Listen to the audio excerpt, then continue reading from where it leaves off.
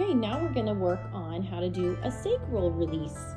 This would be indicated when a child has difficulty bringing their knees up to their chest or sitting in a flexed position in any sort of upright sitting.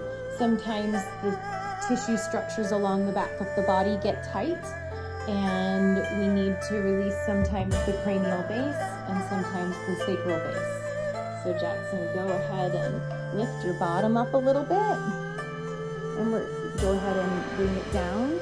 So my hand right now, Jackson, turn to the side, is just sort of cupping the back of the sacrum, or the sacrum itself. You can go ahead and roll back onto my hand. And in a smaller child, this is much easier.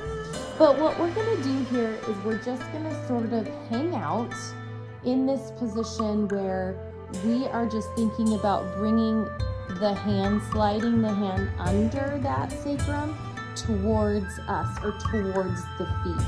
That's going to help lengthen these tissues along the back of the body and that surround the spinal cord, that also connects to the tissues around the brain.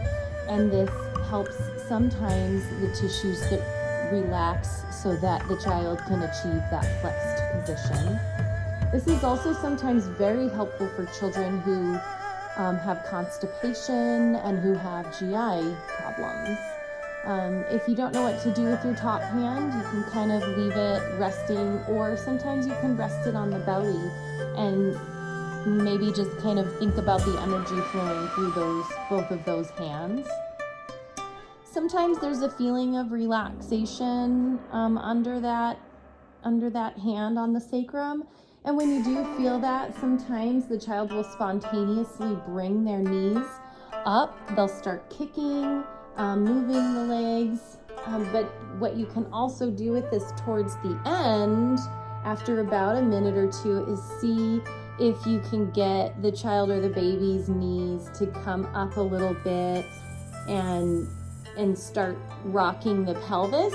This can also sometimes turn into a rolling activity or a stretching of the spine, and we go this way, and sometimes that'll prompt us to also just help them with this arm and get them to roll to one side and then the other.